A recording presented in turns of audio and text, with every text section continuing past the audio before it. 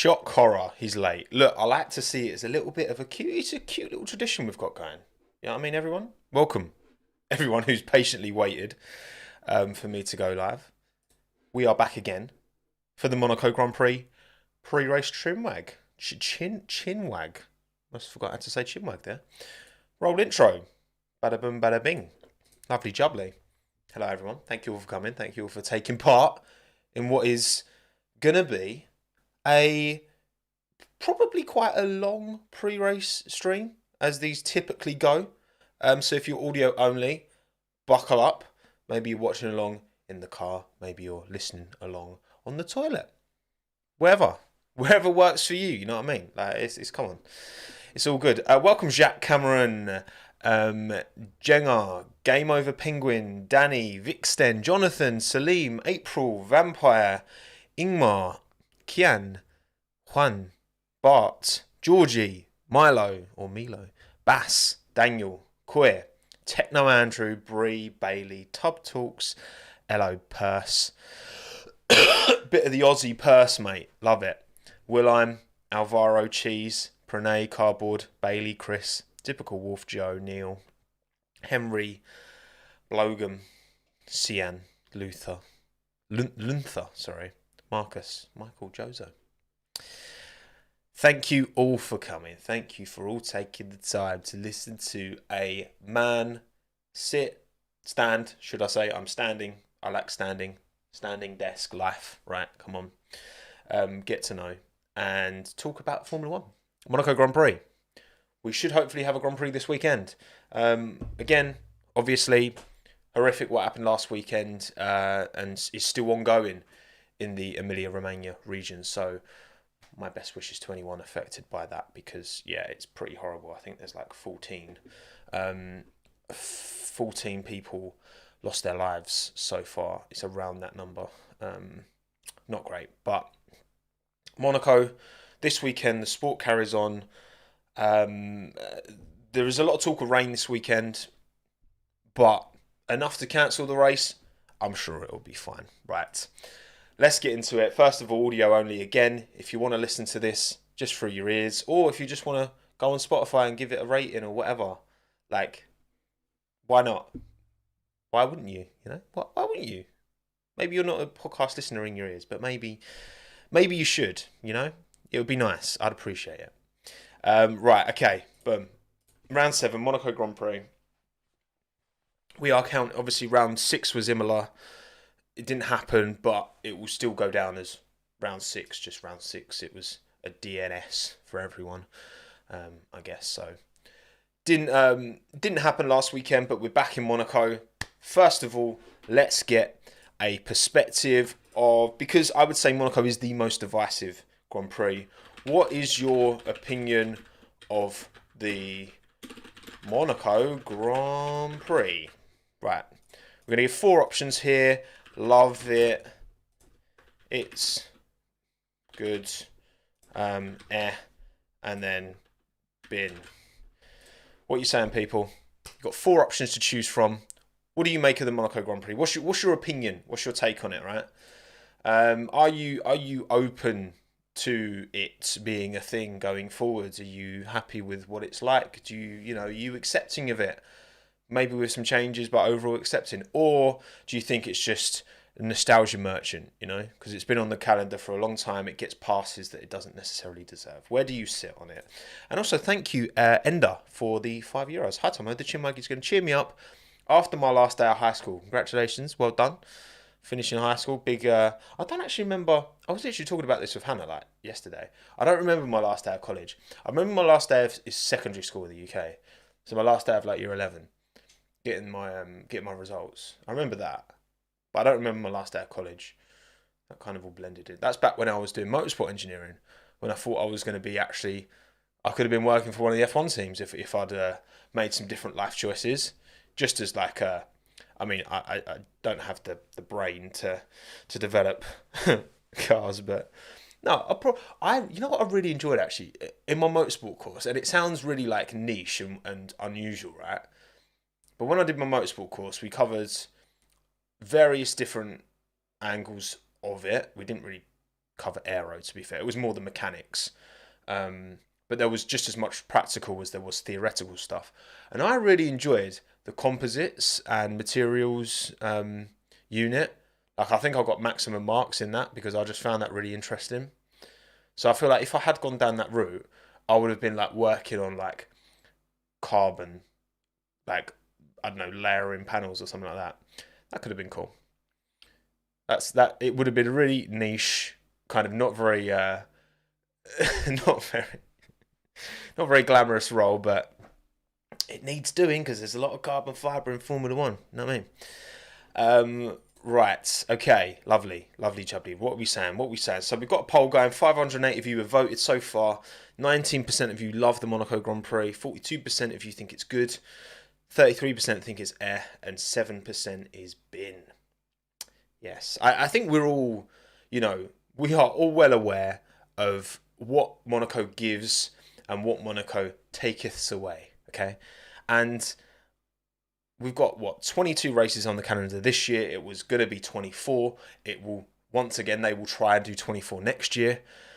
And having a track like Monaco, which is such a unique challenge compared to pretty much all of the rest, because every track's got its nuance, every track's got its own perspective. The way I see it, and I stick to this, is that it offers enough in different areas that with a few optimizations that they could easily do, they could easily change up qualifying so it is more one shot in its nature, so that you don't get people shunting and ruining everyone else's laps, because that is annoying.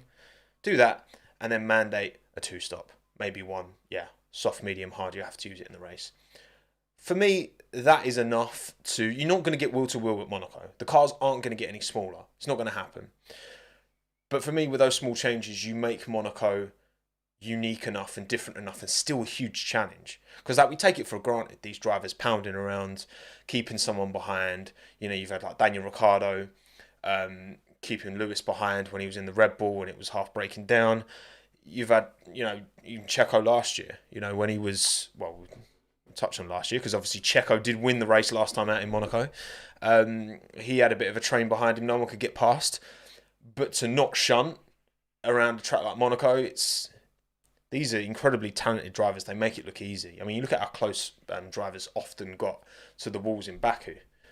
You know what I mean? So it's mad. Cheers, Jamie, as well for the 799 Aussie. Appreciate it, mate. Look, yes, there's not much overtaking in it. It's predictable, but it's a track that really separates the men from the boys.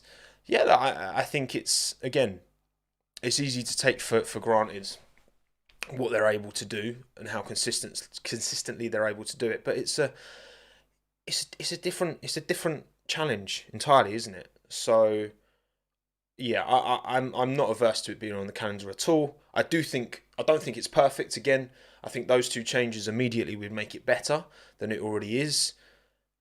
I've talked about track changes in the past that I think they could do and maybe should consider doing. But at the end of the day, it's not just about the ribbon and the tarmac, is it? Like the fact that it's a global sport. It's not just about the tarmac, is it? It's about the environment. It's about the culture of the places that we go to and how the sport embraces that and puts on a show and showcases all these different parts of the world. And yes, obviously Monaco is a place that is literally like, it's a principality, for crying out loud. Like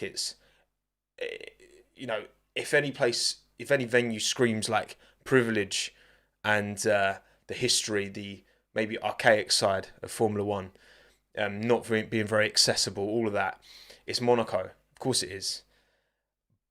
But it's still, there's something about it, isn't it, that just makes it appealing, exciting. And it's a shame that the racing can't typically measure and hold up to the rest of the show, I guess. But is the best qualifying this season? It is, Tom, unless someone shunts and ruins everyone else's laps. You know what I mean? So that's like the one thing that annoys me.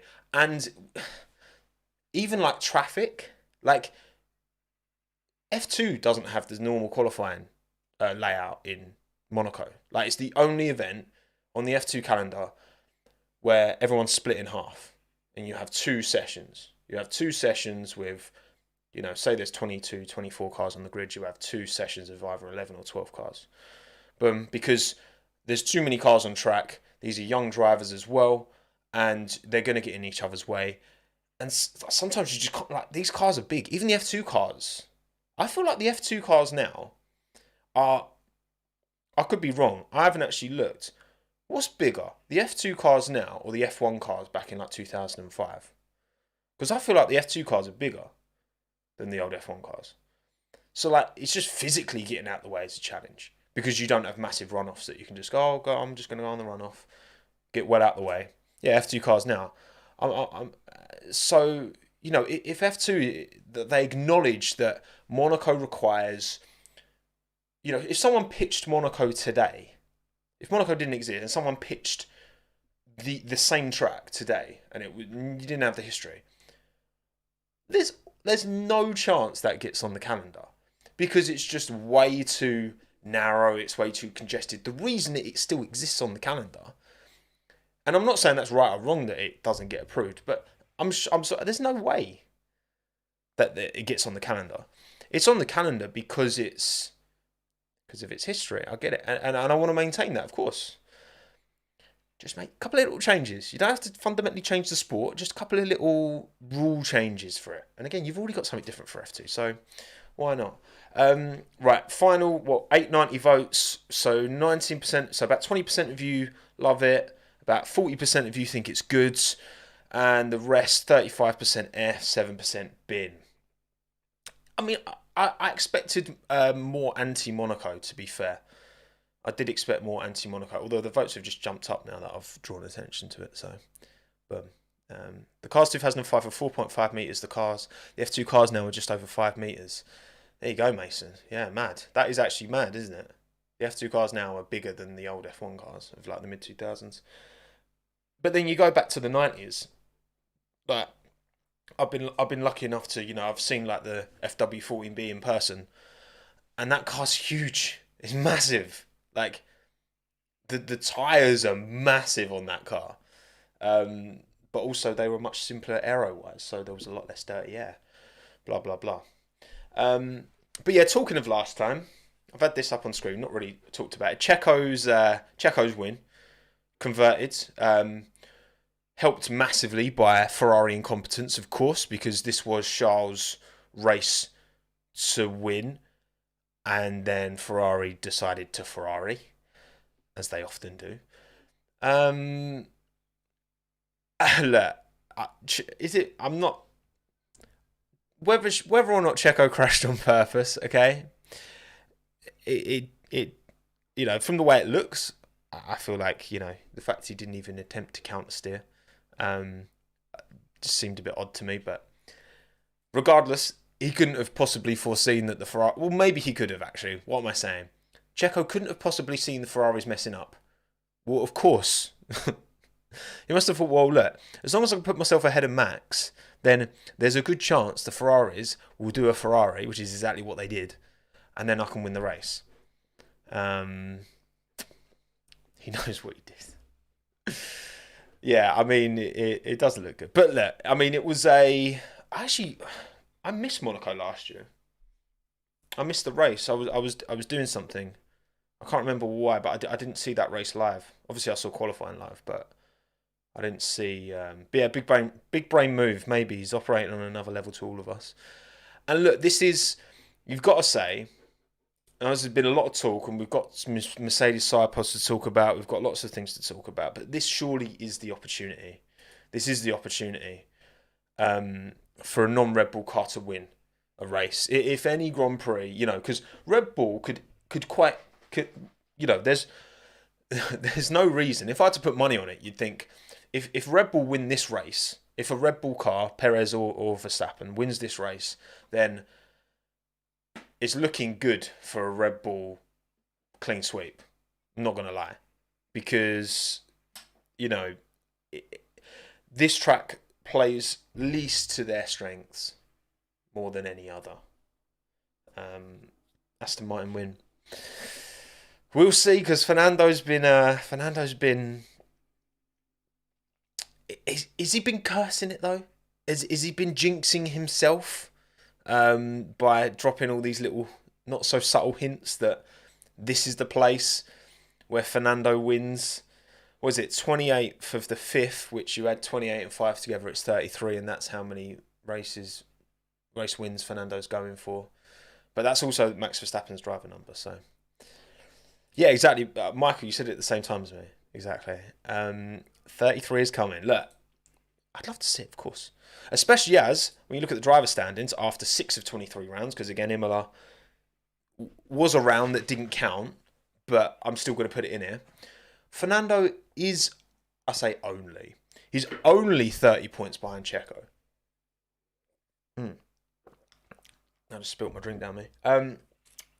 He's only 30 points behind Checo, which is not insurmountable. That's kind of one DNF and one race win for, if Fernando Alonso wins this, if Fernando Alonso wins and Checo DNFs, for example, there's 5 points between them. Now, look, if my grandmother had wheels, she'd have been a bike. Is that the? I can never get that one right. I think that's the saying, isn't it? I think Albon 18th worst driver. You know what I should actually do? Oh man, yeah. From the post-race stream, what I'll do is I will not just have driver standings, but I'll also have average finishing position, because this doesn't tell us much. Tsunoda average finishing position has been quite significantly better than Zhou Guanyu's, for example. Yet he's 16th. So, and I think average finishing position gives a more fair reflection of where everyone is. You know what I mean? But we'll see. It's not unthinkable that Alonso beats Perez in the standings. No, it isn't. I don't think it is, Selda. I agree with you. I think that...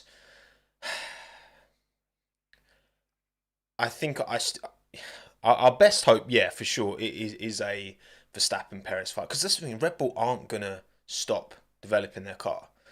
They're not just going to be like, oh, okay, we'll just slow down so that everyone can catch up, They're not going to do that. Mercedes didn't do that. Red Bull didn't do that with Vettel. Ferrari didn't do that with Schumacher. That's not going to happen. So, Bones predicting a Tsunoda P11 for... Oh, please, no. I can't handle Yuki keep getting near the points and not in them. It's just too much. It's just too much, Bone, mate. It's too much.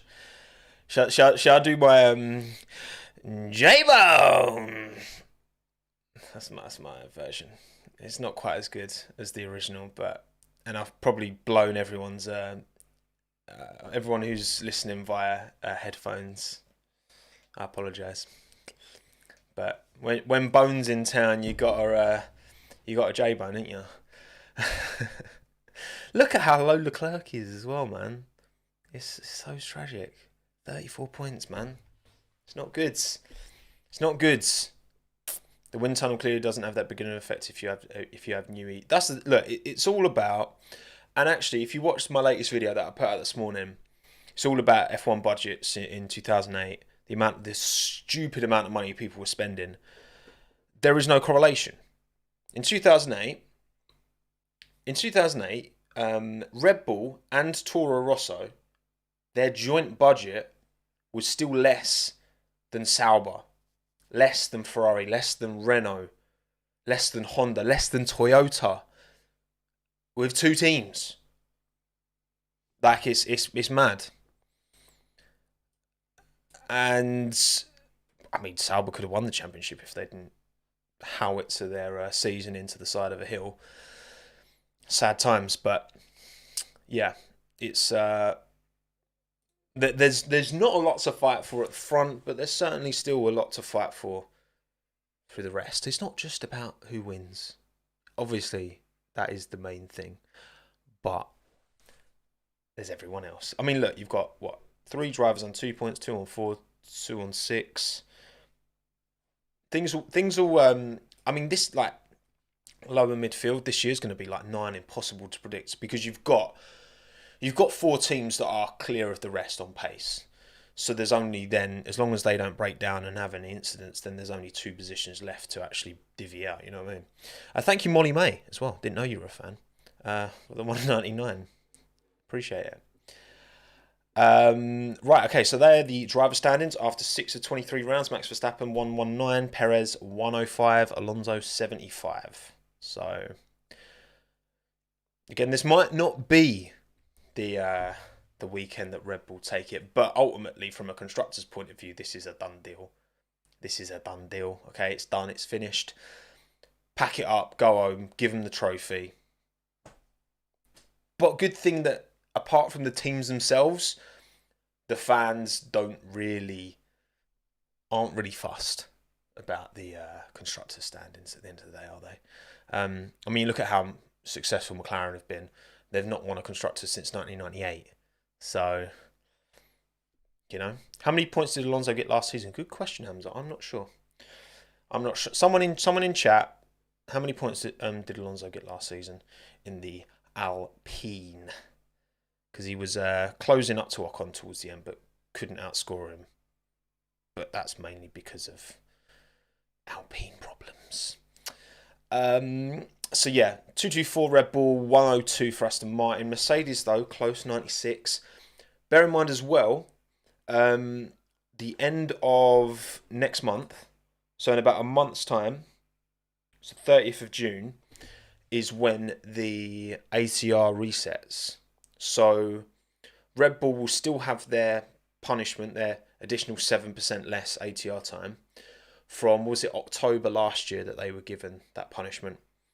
Aston Martin have got 100% because they were P7, but if the constructors stay as they are with Red Bull, Aston Martin, Mercedes, Ferrari, then after June 30th, Aston Martin's ATR will go down from 100% to 75. So while they've got this time now, hopefully, because again, this has been ATR time that they've been using for 6 months now.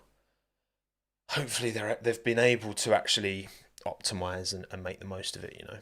Hopefully, because they look like our best hope of a multi-team scrap, unless of course the Mercedes upgrades just blow up the universe with their impeccableness. But we'll see. We shall see. Right, okay, cool. Predictions time. 2023, Monaco, a track where we're not expecting Red Bull. I mean, look, it's been close in qualifying, most qualifying sessions this year. And because Red Bull struggles to heat up his front tyres, because of its anti-dive suspension, which everyone's losing their mind about Mercedes now having anti-dive suspension, blah, blah, blah. Because of those factors, you've got to think that this is as good an opportunity as any for not only someone else to out-qualify Red Bull, because, Charles done it twice already, both in Baku, but then also to convert that in the race because of Monaco, because of what it is. Now, Molly May, again, thank you, Molly May, again. If Alonso beats Checo, does it mean trouble? Trouble for Checo, I'm assuming you mean? I don't think so. I think the gap as it is between Checo and Max, I think Red Bull will be quite happy with that. It's not so big that Checo's not up there to kind of support Max somewhat, but it's not so small that Checo's going to really mount a title challenge on Max over the course of a full race, a full season. So I think it's about right, to be honest. I mean, again, in my 2008 video, you had Kovalainen finishing 7th and only got on the podium 3 times, including a win, 3 times all season. Hamilton won the championship that year.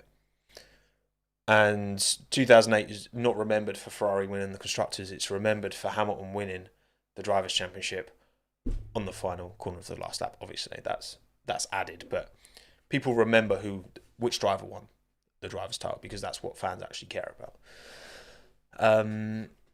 But yes, anyway. Is that Glock? Hello, Frodo. Shall we have a look at your predictions? I posted these this morning. We got just over 1,000 of you. I was late because I was adding the numbers in really last minute, and I didn't give myself enough time because I'm an idiot. You'd think I'd know by now how much time I need to give myself for these, but there you go. Right, let's have a look. Let's see what you lot think. Boom. 1,003 votes. Unsurprisingly, a certain Spanish head appears twice here. Although is the second head slightly bigger than the first one? Hang on. This is going to bother me. Is it? Or is it? No, it is the same. Cool. That's just my eyes deceiving me. So, right, with 1,003 votes, your race winner with 34% of the vote is Fernando Alonso. 23% of the vote goes to Max Verstappen, 21% Charles Leclerc, 15% of the vote goes to Checo, Sergio Perez. It does look bigger, doesn't it? But it isn't. I've just proved that it isn't, but it still looks bigger. Yeah, magic optical illusion, exactly. Worldy Drive once again goes to Fernando Alonso, 30% of the vote. Charles Leclerc, 14%. Lando Norris, 13%. So a bit of love for McLaren. At least they'll look good, even if they're slow. And 7% to Lewis Hamilton. Stinker Drive. I've not had to change this face once all season, I swear. Maybe once I had to change it to Logan. But Nick De Vries, unfortunately for him, he's in Stinker Drive, 32% of the vote. Leclerc, Hamilton, Sargent on 12, 10 and 8%, sorry, respectively. Thank you, Inarian, for watching this in post. I appreciate that. If you're here live or if you're here after the fact, then either or. Hey, if you're watching this after the fact now, type Lipton in the comments. I had a peach iced tea earlier. Very nice. If you're watching this after the fact on YouTube, type Lipton in the comments. Then I know. Then I see you. You can type it in the live chat as well yourself, but if you want, it's up to you. No, it's not. It's peach iced tea, not lemon iced tea. Worldy team, Aston Martin, 33% of the vote. Boom. Do you remember when we broke the Alpine live stream? Because all of you lot went and spammed like Tommo in the Alpine car reveal chat or something. It was. I remember being really like, oh god, I was like, oh, what have I done? What have I done? No wonder Alpine won't respond to my emails about borrowing a A110, because I'd love that. I'd love to borrow an A110, or just they could just give one to me. That would be nice. Could Mert be on the pace, Luna? £2, appreciate it, thank you. Big question. That is the big question, isn't it? There's obviously a lot of hype and excitement around who could potentially win this race, because it's not looking like a Red Bull done deal like it typically is. But where's Mercedes going to be? How big is this upgrade actually going to be? Because they weren't able to test the upgrade in Imola. We'll get into it. We'll go team by team. But cheers, Luna. I appreciate the support. So yeah, 33% of you think Worldy team Aston Martin, 19% Red Bull, 18% Ferrari, 15% Mercedes, and then Stinker team, 17%. This is quite an even spread actually. So Stinker team, you gave it to Mercedes, 17% of the vote. But then Williams 15, Alfa Romeo 14, 11% for McLaren. So how dare you say Minton is worse than Lipton? What is wrong with you? Awful. Shocking behaviour. Okay, so they're your predictions. My predictions, I do mine before I see yours, because I don't want to be influenced by, even subconsciously, by what you weirdos think. And mine are as follows. I've gone Charles Leclerc race win. Come on. That Ferrari, man. In the hands of Charles Leclerc. He has to break the curse eventually.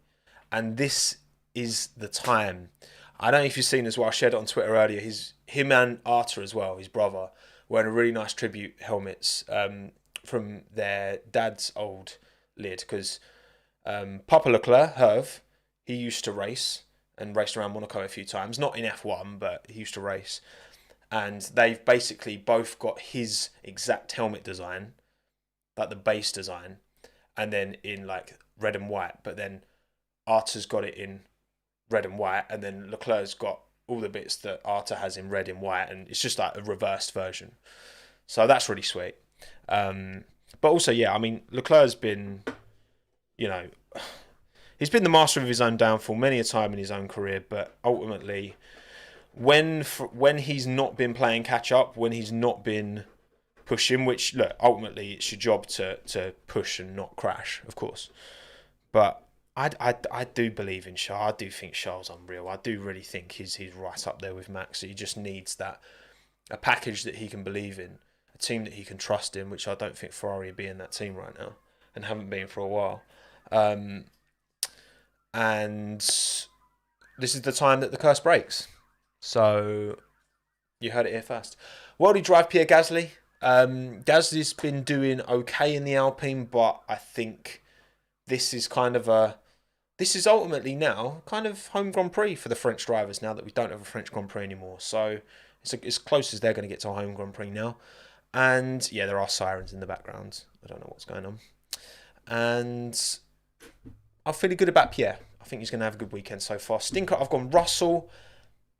And I've gone Stinker Mercedes as well. I just think, these upgrades that they've brought in, obviously we've seen the side pods. We'll look at the images in a bit. I've got them all prepped and ready. With the side pods coming in, it's really not ideal. Obviously, you can't just take the side pods off like it's all fundamental stuff that they were going to bring to Imola. They couldn't. Monaco's not the place you really want to be testing new parts. I mean, it's better than not doing it at all, of course, but it's not ideal. And, I mean, we saw Aston Martin completely change their side pods last season, and it didn't have a massive impact on their immediate pace. However, it was part of a longer-term plan on developing the car. I'm not expecting a massive jump up in Mercedes' performance. I think this is a necessary evolution in their understanding. They're the only team who's not run with side pods for a year and a half now. So they need to understand and get on top of it. I'm not expecting much from the Mercedes boys, and I've gone with George. Worldie team, Ferrari. Again, I feel like this track suits their... if they can just get Charles on pole, then they should be good to cook. And surely Ferrari can't make a strategy blunder 2 years in a row in Monaco to deny themselves a win. That can't possibly happen. There's 0% chance that happens. So, confirmed. Bet. Okay, so they're my predictions. We'll see. We'll see who comes out on top. Right. Upgrades. Let's have a look now. So, if you haven't seen, these are the big, juicy new side pods on the side of the Mercedes W14. So, they look pretty standard. They've not got the big undercut in the middle of them like the Aston Martin ones do. But there is thickness there. They are still small. Yes, Honza. I would say, you look at the image at the top. Again, sorry audio only listeners, but we are just talking through images of the new side pods on the Mercedes. So you're just going to have to close your eyes and envisage it. But it's a standard kind of downwash into the diffuser that we come to expect from all of the side pods now. The opening does look fairly significantly smaller, I would say, than... Well, it's a bit taller, but I don't know whether it's actually taller or if it's just proportionally it's a bit more square than the other side pod inlets we're seeing. So, half-assed side pod. Well, I'd like to think they've not half-assed it, but we'll see. Adrian, audio listeners be Adrian Newey. Exactly. Come on, you can do it. But yeah, I mean, look, it'd be interesting to see. We've not seen any imagery yet of the car all put together. We're just seeing, the bits and bobs, different angles. There's also big changes. I haven't got images on screen. Big changes to the suspension as well. Mercedes, and I've been learning a bit about anti-dive, just watching the race videos. It's quite helpful. Anti-dive suspension helps run the car lower, more efficiently, and better over curbs, but then you do sacrifice a bit of braking performance, you're a bit more likely to lock up. But that seems to be the more performance. That anti-dive style suspension seems to have a higher ceiling than a more standard approach. So, has Scarbs said anything? Not sure actually. I haven't seen any tweets from Scarbs, but maybe he has. I wouldn't be surprised. So yeah, significant changes aesthetically to the Mercedes. Whether they'll make an immediate difference, I very much doubt it. Maybe they'll,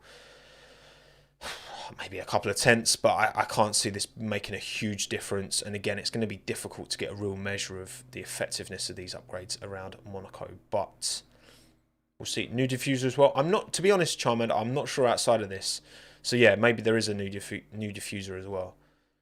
Again, side pods are the clear and obvious visual thing that we see that change, we think, oh, it's a big deal. But bear in mind that the overwhelming majority of downforce in these F1 cars is generated on the floor. So you can change your side pods all you like. There's a reason that, Mercedes could win a race last year with like no side pods.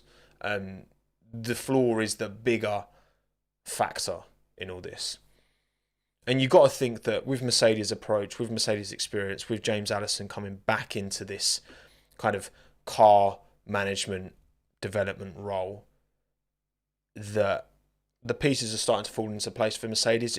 It's a huge ask for them not to just catch Red Bull, but overtake them in a philosophy that Red Bull have been, they've been on that path now for a year and a half. Mercedes are just jumping onto that path seemingly. That's where it's a huge ask for anyone to catch Red Bull. But you got to think with Mercedes' kind of experience and their know-how and all that, they are the team to do it. But we'll see. I won in Brazil because of the limit. Oh yeah, exactly. And that win in Brazil as well was just as much because of Red Bull struggling and Red Bull getting stuff wrong, which then Mercedes got what they needed to get right, won the race, and then that probably gave them false hope, Maybe Red Bull threw that race on purpose. They were like, oh, we'll just let Mercedes think they've got a really good concept. I mean, stranger things have happened, right? Yeah, again, it looks like a big step, but is one thing. Again, this is why I referenced Aston Martin last year. They brought new side pods. Their performance didn't really change. It took time. It's going to take time. Patience is a virtue in this. Right. Let's look at the McLaren. I'll tell you what, right? And again, if you're watching, you can see we've got two images here. So the top image is the McLaren that we'll be seeing this weekend on their show car at the MTC anyway. The bottom image is me removing the Google on the wheel covers, which makes it look... Oh, I'm blurry. Why am I blurry? Camera, why am I blurry?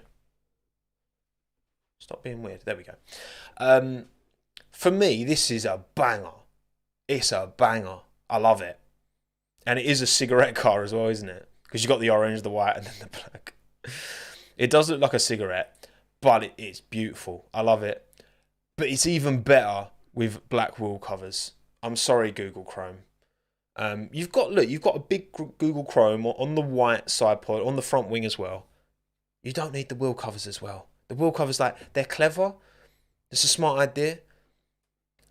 But it looks so mean with just the black wheel covers. It looks so good. So good. I know people say, oh, you wanted the orange. It doesn't...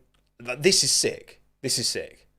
Yes, of course, yeah, if you had the white nose, it would also be cool. If you had an orange nose, it would also be cool. If it was more of a straight up... Because, look, if you change where the black is to orange up until the bottom of the 4, and then you had white on the front, it would literally be the Marlboro McLaren. Just with orange instead of red. But I like this as it is, man. This is nice. This is really nice. What do you think? Actually, what do you think? Let's get a poll going. What do you think? I can't type. What do you think of the... Oh my... What is wrong with me today? McLaren Special Edition Monaco livery. I'm going to give 4 options again. So is it a banger? Is it decent? Is it or is it awful? What do you think? What do you think, chat? Give me it out of 4, please. Please. White wheel covers. Oh, yeah, that's a bit more awkward to Photoshop. Nah, black wheel covers, man. Black wheel covers go hard on this. They really do. Now, again, if McLaren are slow, at least they'll be slow in style. Because we still really haven't seen the McLaren pace. Because there's always been an issue. There's been either a driver's ill, or the car's unreliable, or there's damage through no fault of their own, like in Saudi Arabia. You know? It's kind of annoying. It's kind of annoying that we don't really still know where they are yet. But this livery is a worldie. Come on. No, that's the thing. You say that Adonis, what pace? But I do think there is some good underlying pace in that McLaren. It's just that we haven't really had a chance to see it. Just how good it is. 55% of you have gone banger. 35% of you have gone decent. So 90% of you think it's at least good. Well done. Well done. Nah, this is a worldie, mate. This is a worldie. I won't hear any different. Okay, I won't hear any different. And again, hopefully next season, because everyone's at the weight limit, no one's having to strip paint because people are going to continue to shed weight, and teams are starting to add ballast to their cars now, adding weight in particular locations to help with the balance. Hopefully from next year onwards, we can get colourful liveries back. There's no excuse from next year onwards. There's no excuse. Fair enough, this year you're struggling to get down to the weight limit. Okay, we'll cut some paint. It's annoying, but I understand it. But now, well, again, from next year onwards particularly, no excuse. No excuse. Also, right, so 56% of you thought it was a banger. Another poll, which do you prefer? Prefer top or bottom? So again, audio-only listeners, I'm sorry, but you might have seen a Photoshop. I saw someone else Photoshop this actually, just with the black wheels, but I thought I'd do mine just for the purpose of this stream. With or without the chrome, because I think it looks good with it. I'm still happy with the livery, even with the chrome on the wheels, but without the chrome, with the black, whoo, blimey. It's a worldie, people. It's a worldie. It is a worldie. Right. People are actually putting top. Yeah, they are. Yeah, there's some Google employees in the chat, clearly. Shout out. Get my YouTube channel some more reach, please. That'd be nice.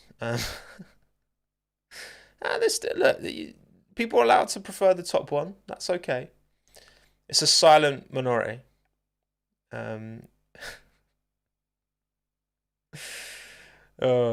Which do you prefer? Oh, that is a bit of a sus question, isn't it? I just clocked that. You filthy mind, broken record. Filthy mind, pixel bougie. What's wrong with you? 77 prefer bottom. There you go. Right. Okay, let's talk about the teams then. Actually, let's talk about Fantasy League briefly. This is my team so far. Gasly, Perez, Stroll, Verstappen, Albon, Aston Martin, Red Bull. I will change my team before, but that's my league code if you want to get involved. I'm not doing that great on Fantasy League. I'm not doing wonderfully. I'm not doing terribly. So, yeah, we'll see. Right, okay. Teams. Williams. Any news about... Oh, yes. Williams have got an announcement at midday tomorrow, which I would be shocked if it isn't a special edition Golf livery for the Monaco Grand Prix. Obviously, the Monaco Grand Prix livery for McLaren last year, the Golf one, went down an absolute treat. Everyone loved it. And it was great. Banger. Loved it. So, they... Golf livery. They haven't confirmed, but midday tomorrow, UK time, I think. UK time tomorrow. So keep your eyes peeled for that one. It will be, I guess that's just before practice, isn't it? So I think practice is at 1, maybe. I'm going to ignore your sus comments in the live chat and just carry on with the stream. But yeah, Last to last. Oh yeah, true. I did mean last to last year. You're right. You're right, Pranav. Year before last. 2021. Other than that, is there much to say on Alex and Logan? Alex is driving well. Logan's good first race in Bahrain. Has struggled somewhat since then, but yeah, Monaco's a difficult track as well. That's the thing. I think drivers who aren't confident are going to really struggle here, and I'm not expecting too much from Logan this weekend. Yeah, that McLaren is all about straight line speed and is not about downfalls. So Williams, I expect them to be firmly within the mud this weekend, but I hope to be proven wrong. I do. I really do. Alpha Tauri. So Nick De Vries has addressed, there's been obviously various questions. I've talked about it. Many other YouTube creators have talked about it. Many journalists have talked about it, and many fans have been talking about it because, you know, it's not been a strong start to the season. 5 races in, he's looked convincingly outperformed by Yuki Tsunoda. He said it himself, you know, it's to be expected. If you're not performing, then there's going to be questions, especially given he's not a rookie, which is, unfortunately, it's fair. Like, this is what happens in sport. When you're not performing and there's not enough context of being a rookie or, you know, being fresh-eyed or whatever, you're going to get things brought into question. It's how you respond from that, you know. It's how you react to it. And unfortunately, I don't think this is going to be the race for Nick to react to it because, again, Monaco punishes you if you don't have that ultimate confidence in your car because it's all about qualifying. If you can't qualify well, it doesn't matter about your race pace. If you can't qualify well, you're done. You are finished. So Formula E has a faster lap than the 2022 F1 car. Is that true, Vic? That's pretty cool, if that is true. Yeah, there's going to be questions around Nick until his performances improve. We'll see. As for Yuki, yeah, look, Yuki's driving, it's kind of the polar opposite. He seems to be driving with a lot of confidence in that car. So I'm not expecting a bad result from Yuki whatsoever. I mean, that AlphaTauri, again, it's got in the points or close to the points every single race this year. So, apart from the sprint in Baku. Yeah, I was going to say, I'm sure, I thought the Formula E had a different layout. But yeah. You're live and it's not 4 a.m. I don't aim to go live at 4 a.m. That's not the goal. But you know, you're from, well, let me know, chat. Where are you in the world? Let's give an idea to everyone watching of how international we are. Canada. 2 from Canada. Big up Toronto. Not been to Toronto. Vancouver though, beautiful place. Netherlands, Scotland, UK, Canada, Greece, two Greece, big up. India, Lithuania, Norway, France, Wales, Australia, Germany, South Africa, Wisconsin, Ottawa, Lagos. I've forgotten how to pronounce it.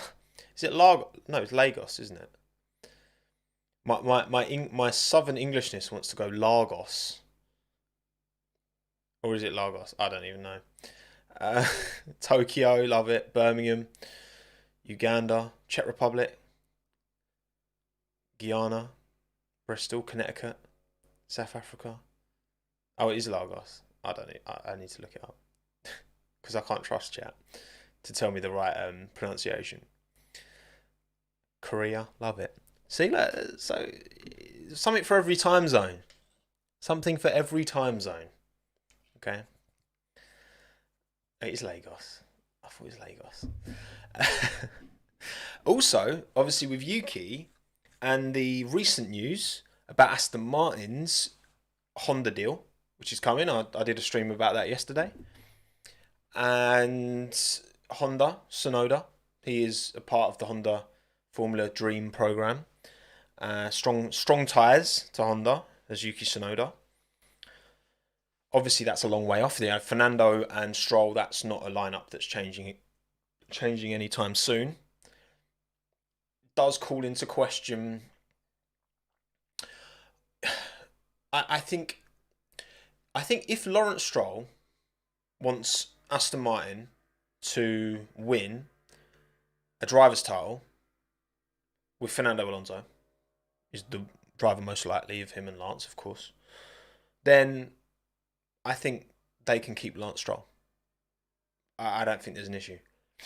If they want to win a constructor's title, they can't. They don't do that with Lance Stroll in that second car because he's just not quite good enough. And we've seen enough of Lance to know that I think I can't see his ceiling going that much higher, considering this is what his 8th year in F1, I think. 17 was his first season, wasn't it? So it's not 8th. So 17, 18, 19, 20, 21. Yeah, this is his 7th season in Formula 1. Yeah, I can't see his ceiling going much higher. A driver like Yuki Tsunoda, alongside Fernando, could be really exciting. Then that obviously, the question's already been asked. Martin Whitmarsh has already been quoted being very complimentary of Yuki, because obviously that question's been asked, and Yuki's already been asked about it, and he's like, well, that's too far away for me to think about, which is fair. So then it's like, what do Red Bull do? Does that put some pressure on Red Bull? Probably not, because Alonso, Stroll aren't going anywhere anytime soon. So they're quite content keeping Yuki in that AlphaTauri seat. But again, the longer Yuki keeps performing, the more that a potential swap could maybe happen. It's hard to say. AI Alonso, Iwasa 2026. Yeah, you got Iwasa coming through as well, exactly. Both Yuki and Ayumu are Honda drivers, but also Red Bull drivers. So I'm not sure, like, how much control does Red Bull have over their contracts? How much control does Honda have over their contracts? Now that Honda and Red Bull are, because they're currently still together, but they won't be. There's still a Honda logo on the side of the Red Bull right now, but they won't be from 2026 onwards. So, and by the looks of it, Aston Martin are going to be one of Red Bull's most direct competitors.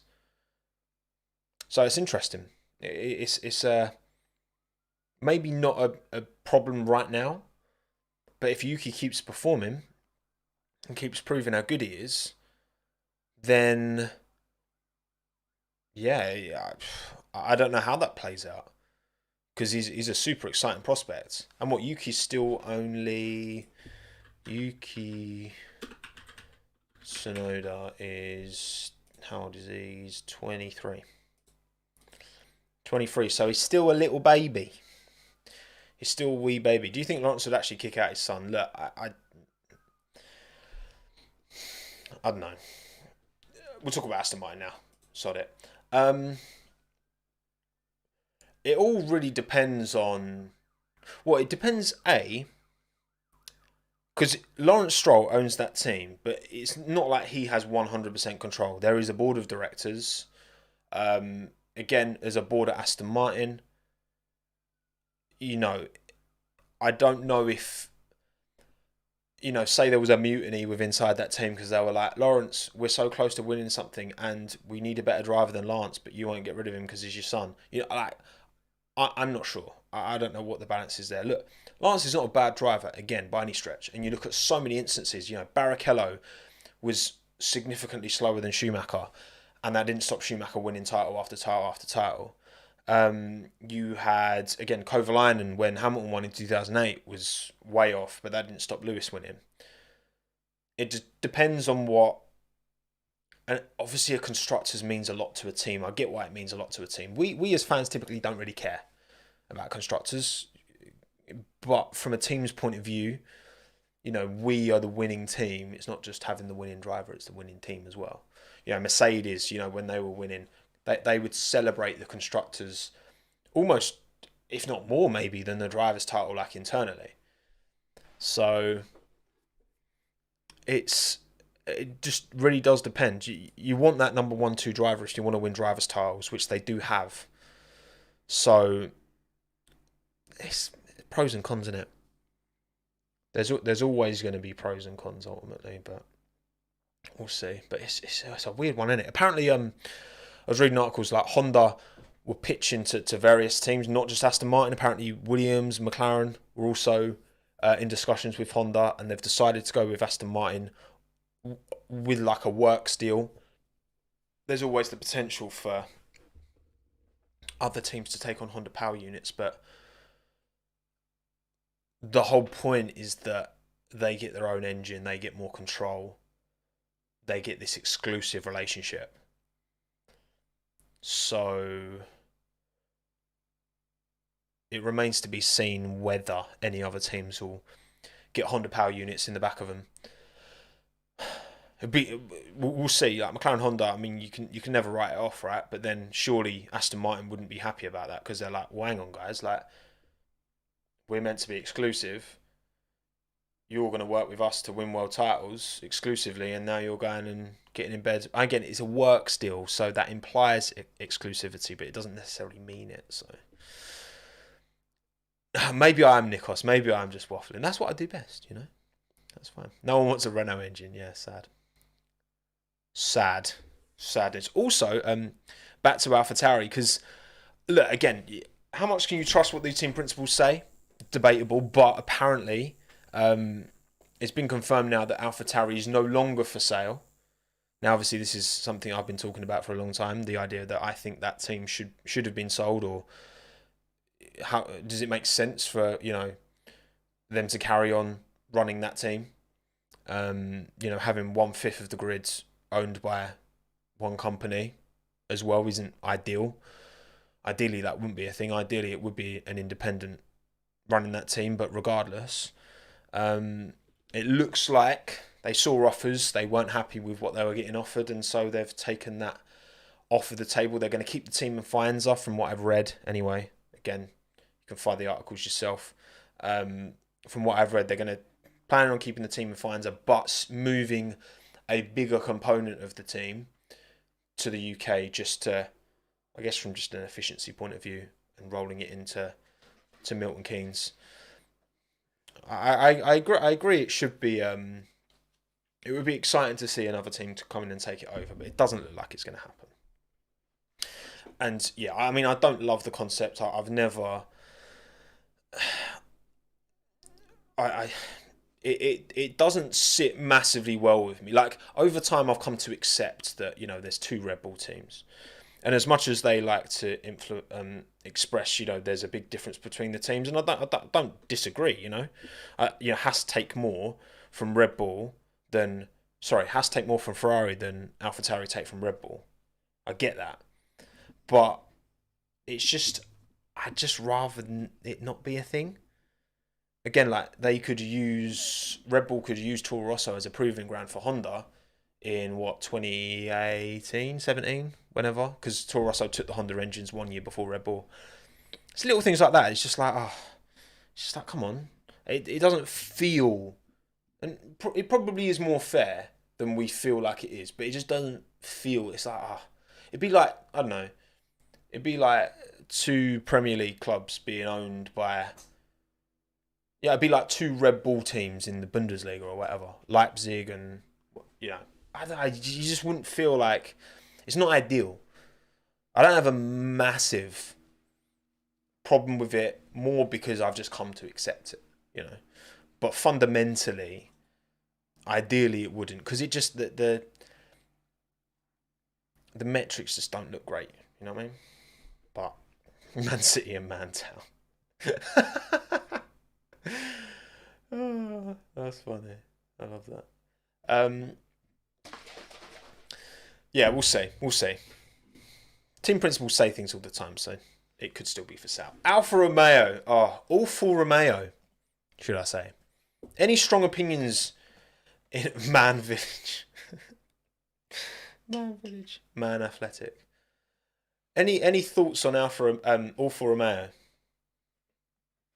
AlphaTauri fans, no, Faenza fans. You know, they've got a good little cult Italian fan base, but a lot of that will be like old Minardi fans. You know, even Toro Rosso. Did you agree here? I felt Toro Rosso had a bit more charm than AlphaTauri does. because it feels like it's more bait that like they're just promoting a clothing brand. I don't know. Maybe that's just me. I feel like Toro Rosso just had a little bit. It felt, even though it's still owned by Red Bull, even though nothing's changed, it's just a name. It just felt more like, yeah, it felt less corporate. Yeah, I don't know. And they're banging liveries, which did help. True. Yeah, Alfa Romeo.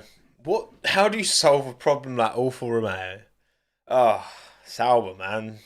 Just stop being average. They're in this position where it's okay, it's not great, their car's not fantastic, it's a bit of a Frankenstein, it's got little bits of all these different cars glued together. I'm, of course, simplifying it. But it's not.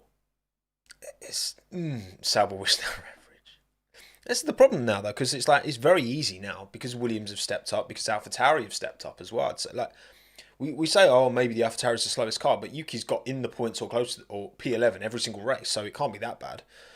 And you've got drivers, you've got Bottas and Joe, who are two very good drivers. Of course, I don't think Bottas is doing what he should be doing. I don't think he's he's leading that team like I think, in my opinion, Alfa Romeo Sauber would have expected him to. The start of last season was fantastic, but since kind of Canada onwards, it's Canada after, should I say, because they were both in the points last year. But I've just not got much to say. I wish I had more to say. It feels like, Audi, just put your stickers on the team now, please. Like, you already own 25%. Audi already own 25% of Alfa Romeo Sauber. The Alfa Romeo deal ends at the end of this year, so it will just be Sauber from next year, unless Audi do decide to put their, branding on it from next season, which they could do. They're entitled to do that. I can't see next year this being a competitive car, so why would Audi put their stickers on a suboptimal? Would they rather wait until 2026 where they think they've got a banger? But again, maybe they wait till 2026 and roll out the Audi F1 car and it's 7th quickest again. Yeah, I feel like we are just waiting, just waiting for time to tick down on this team until Audi take over. I've got very little to say about Alfa Romeo. Shame. Haas, here we go. Oh, actually, and thank you, Wichita, for joining Friends of Tommo. I appreciate it. I wanted to show you, because Palm Angels sponsor Haas, right? Oh, the battery's dead on the camera. Usually I notice that beforehand. All right, I'm going to change the battery pack. Don't worry, camera. Don't tase me, bro. Don't tase me. There it goes. It goes rainbow. Okay. And then you put the camera back, and then you put a fresh battery in, and then boom, we are back. Right, I want to find. So Palm Angels sponsor Haas. They've done like a clothing collaboration, and it's very not Haas. Is that the best way of putting it? It's very not Haas.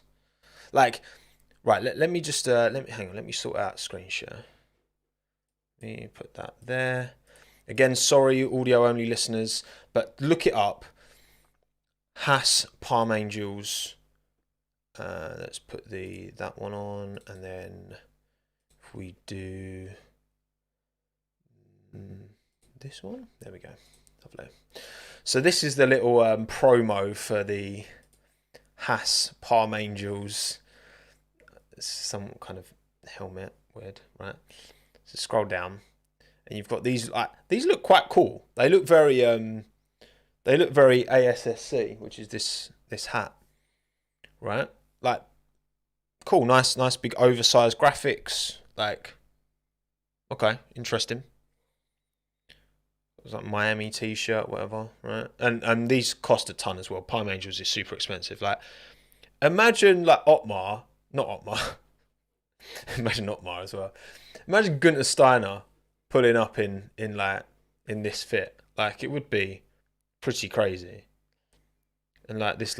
I mean, this hoodie's nice, man. Like, I like it, but I don't like the price. Look, $750 for this hoodie.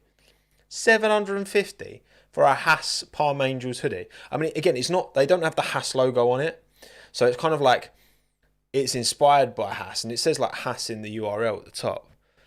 But and like these shoes are a bit. I mean, look, they're $750 for these, man. Some Palm Angel trainers. Like, are you crazy? Are you crazy? Like, I get, yeah, rich, expensive, high fashion exists, right? I understand that. But, I mean, $485 for that t-shirt. I like the design. Like, it's a nice t-shirt. Like, if I could get that t-shirt for like 50 quid, yeah, sure, why not? I'd get it. It's nice. It's a nice t-shirt, but not $485, man. It's crazy. But yeah, that shirt's quite nice as well. Like, you're just getting free promo now, Palm Angels Hash. You're welcome. But yeah, I just wanted to talk. Look, I like I like me fashion. So, and it just didn't feel very Haas. But is there much going on Haas wise? Is there much to talk about Haas wise? Haas wise. Again, I guess similar to Ferrari, if we're expecting good pace from Ferrari here, then maybe Haas as well. Because, you know, they do share the most with Ferrari than any other kind of team collaboration. So, yeah, we move. McLaren. McLaren.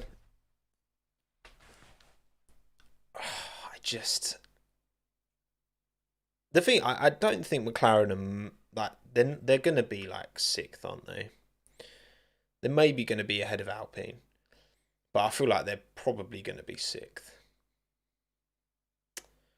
So it's a shame. It's disappointing, but McLaren high drag won't show on this track. It's a good point, Dominic. It's a good point. Again, you got to think maybe this is one of those opportunities for McLaren. They do have a very draggy car, them and Mercedes. So, and they're not bringing a massive new upgrade, at least as far as I'm aware, relative to how big Mercedes is. Mercedes is anyway. Also, thank you, Kev Kosk, for joining Friends at Tommo. I appreciate it. I believe in the updates. Well, look, Masab, you gotta believe, McLaren fans. You gotta believe. Okay, you gotta believe. Livery's a banger. Livery's a banger, no doubt. Sell it, just sell it. Well, Audi wanted to buy McLaren, didn't they? That's where they went before Sauber. Maybe because Sider was already there, and then Sider was like, you know what, I want to go live back in Europe, so mainland Europe anyway. So let's just go Sauber, both of us. Boom. Norris wasting his time at McLaren. The thing is for Lando, like right now, is there a better option for him? Like right now, he's driving really well. He's comfortably on top of his teammate again. Like Piastri is closer than Ricciardo was, which I proved in my video. But he's still like, he's got the measure of Piastri. He's in a good position. He's in a team that, is a very valuable team in terms of its, profile, and that's not going to hurt him in the short term. The Red Bull is the only team that can win races on pace right now. If there were 3-4 teams and McLaren wasn't one of them that could win races on pace right now, then okay, it's a different conversation. The only opportunity is Red Bull, and if he was to go to Red Bull, you've got Max Verstappen as your teammate. So, the chance of winning races, sure, is there, but winning championships is going to be difficult. It's surely better for him to bank on McLaren actually doing what they've promised for so long and actually getting back to the top. And he be the driver spearheading that than going to Red Bull and having the other garage to battle with first and foremost. So, yeah, I mean, Mercedes would be silly to not evaluate Lando as an option for when Lewis eventually retires. We just don't know. How much does Lewis's future depend on the quality of this upgrade? Hard to say, but that's just the way it works, isn't it? With driver transfers, it took Vettel retiring. Think of when Ricciardo moved to Renault.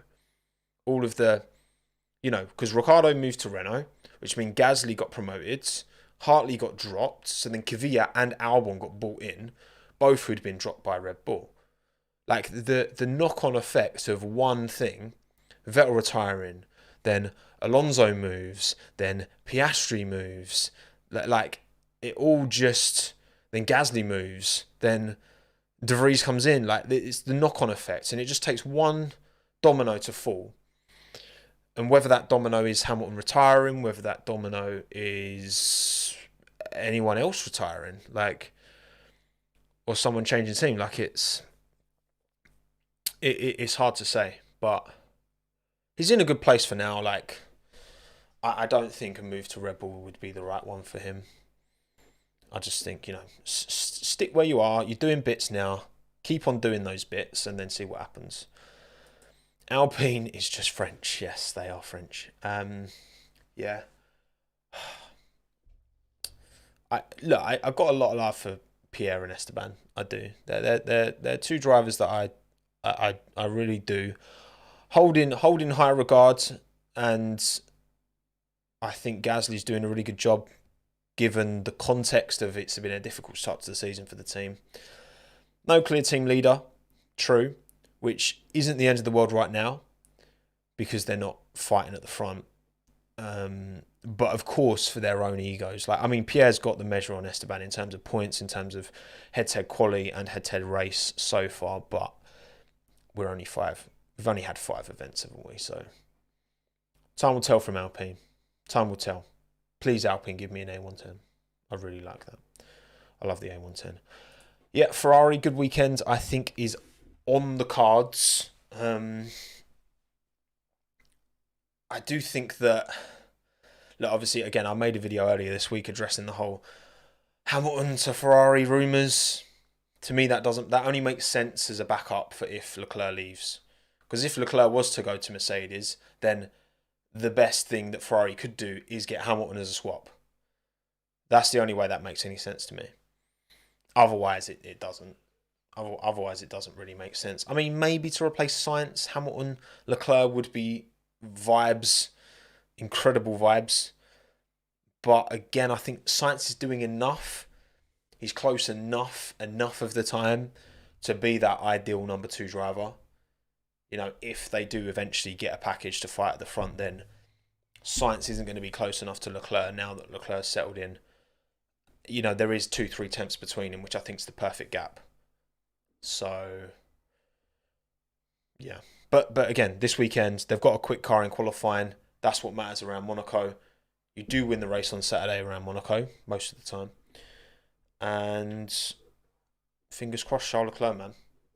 I'm backing Charles this weekend. He's going to do it. And Joseph Smallage made it to a stream. Welcome, Joseph. Appreciate it. For Ricciardo to Ferrari, if Charles goes to Well, there was talk, wasn't there, Cam? When Sainz signed for Ferrari, you know, whether Ricciardo could have potentially gone there as well. Didn't happen. But, yeah, I mean, Ricciardo, obviously Italian heritage. He would have loved the Ferrari move, I'm sure. Sure, he'd have taken that, definitely. Again, I think that if Daniel wants a seat in the top team, he needs to do something to prove that he's not... prove the talent that he clearly has, and clearly still does have. Like, you don't just lose that. It's just that some top drivers go into situations where they don't look great. But that doesn't mean they've lost their ability. It's like when Vettel got pummeled by Leclerc in 2020, or even Vettel with Ricciardo in 2014 as well. You know, Ricciardo was the one he was the young driver making the old established teammate look average. And, you know, sometimes that happens. Sometimes you have cars that don't suit your style and you're dialed into a style, but hopefully it's not the end for Daniel, but if he's not happy to settle for a lower team seat, then I don't see a route back in. But I mean, you look, if Ricciardo came into AlphaTauri for the rest of this season, did absolute bits, and then Sainz properly fell off, then Ricciardo, Leclerc at Ferrari, I think would be, mate, that would be well exciting. Like, that'd be sick. But I mean, there was talk of like Audi and Science as well, wasn't there? So maybe it's like Science goes to Sauber, replaces one of them, probably Bottas, to be honest. And then Ricciardo goes to Ferrari. I don't know. Again, it takes one domino to fall, and then all of the rest falls into place, you know. But we'll see. Science won't underperform though. I wouldn't. Science is not doing a great job this year. Like I feel like from what I've seen from Science, I know he's got more points than Leclerc, but like Leclerc had his breakdown in Bahrain. Like the ultimate pace from Leclerc has been quite significantly better than Science. I don't know. Yeah, Science is doing. I'm not saying he's doing bad. I'm just saying Science isn't doing particularly well. Like he's doing all right, you know, compared to I think Leclerc showing more pace for sure, definitely. But we'll see. We'll see. Mercedes, yeah, we've already talked about side pods, blah blah blah. Not much more to say on that. And yeah, look, just don't shunt it into the wall, boys. Just keep it clean. It's hard around Monaco to keep it clean, but try your best. Try your best. Our Aston Martin, we've already talked about, and then Red Bull. Look, I mean, Red Bull still surely have to be right up there as like close to favourites, surely. Like, come on. This is Red Bull in 2023, surely. But anything can happen in qualifying. If I swear to God though, if we get the same like shenanigans that we've had in the past with like, oh, drivers accidentally oversteering in qualifying, like you know Fernando's pulling that if he gets a chance, right? By the way, in the first run of Q1, if Fernando goes quickest, sorry, in Q3, first lap in Q1, Fernando goes quickest, you know he's going out first, second time round, and accidentally doing a Schumacher-Rosberg. Come on. You know he's doing that. That is Fernando Alonso Dark Arts 101. You know he's doing it. And almost, in a way, right? If you're Fernando Alonso, and you've gone quickest in first run of Q3, and you've gone out first for the second run, would you... I wouldn't... Like, it would be like close to the whole, like, oh, that feels like... It feels a bit like cheating. Like what Rosberg did, allegedly. What Schumacher did, allegedly. Like, it feels dishonest. It feels unsporting. But you play to the whistle. You play to the rules. And if the rules mean that, like, I can't, like, I can't get on him for it. Because, you know, the rules should change. If you red flag a session through crashing, then you should lose that lap. So if you make a mistake that results in other people losing their laps and then you benefit, it doesn't feel sporting, but that's kind of what you have to do. This is cutthroat. This is Formula One. The rules should be built in such a way that you don't allow those kind of loopholes to be exploited. And again, this is something that one-shot qualifying would solve. So, yeah, would be stupid not to do it. It kind of would be stupid not to do it if you can within the rules without getting punished. Because how do you prove it? How do you prove that someone understeered on purpose? Someone, you know, Fernando's don't. Remember when he did it at Baku, when Alonso went straight on, and there was no way he was going to make that corner. You can see from the onboard compared to his other laps, he broke later. He didn't even he was all over the wheel, like, you know. And he's not the only driver guilty of it, of course. If we don't want to see it, you have to punish it, or you have to like. And look, I get, yeah, you're pushing hard and you can make a genuine mistake. Should you get punished for that? But I guess, yeah, you should. If your genuine mistake is going to ruin everyone else's laps, then, yeah, you should get punished for it. So, yeah, if there's no punishment, then why not do it? Our weekly TED Talk on one shot. One day, Pierce, one day. You'll see it. You'll see it. One shot means no blocking or penalties too. Yeah, exactly. No traffic. And you get to see everyone's laps, which you don't get to see in normal qualifying.